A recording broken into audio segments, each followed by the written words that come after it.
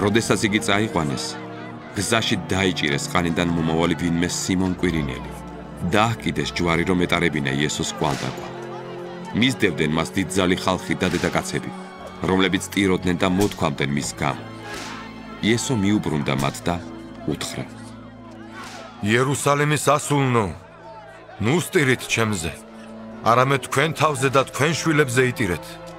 რადგან აჰა მოდის დღეები, როცა იტყვიან, ნეტარ არიან უნაყოფონი და საშონი, რომელთაც არ უშობიათ და ძუძუნი, რომელთაც არ უყვებიათ.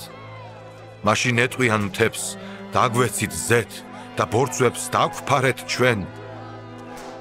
ვინაიდან თუ ნედლხეს ასე ეკცევიან, ხმელს რაღაც უზამენ.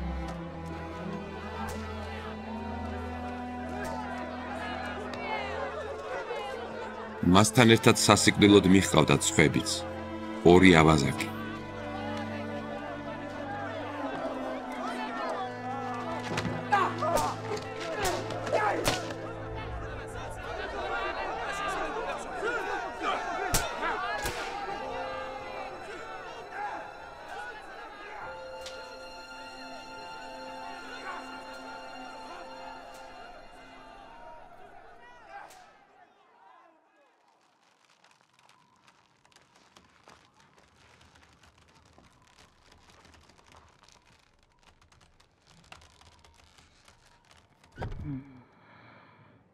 როცა იმ ადგილას მივიდნენ, რომელსაც თხემი ჰქვია, იქ ჯვარს აცვეს ისიც და ავაზაკებიც. ერთი მის მარჯვნივ და ერთი მის მარცხნივ.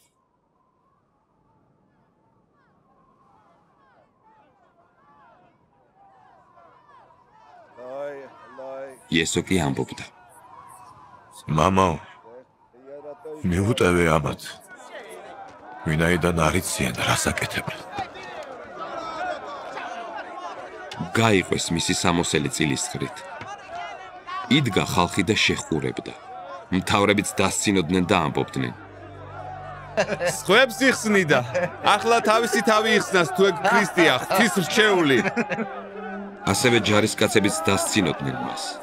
მიდიოდნენ და ძმარი მასთან ეუბნებოდნენ: თუ იუდეველთა მეფე ხარ, იხსენი შენი თავი.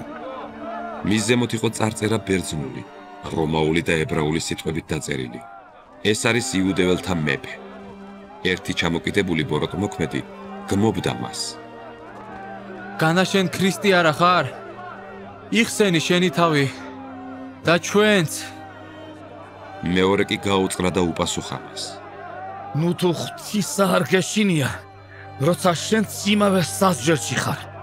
ჩვენ სამართლიანად დავიმსახურეთ, ვინაიდან ჩვენ რაც გავაკეთეთ, იმისი საკადრისი მივიღეთ. მაგას კი არაფერი ცუდი არ ჩაუდენია. მან უთხრა: იესო, გამიხსენე, როცა შენ სასუფეველში მოხვალ. იესომ უთხრა მას: ჭეშმარიტად გეუბნები შენ, დღესვე ჩემთან ერთად იქნები სამოთხეში.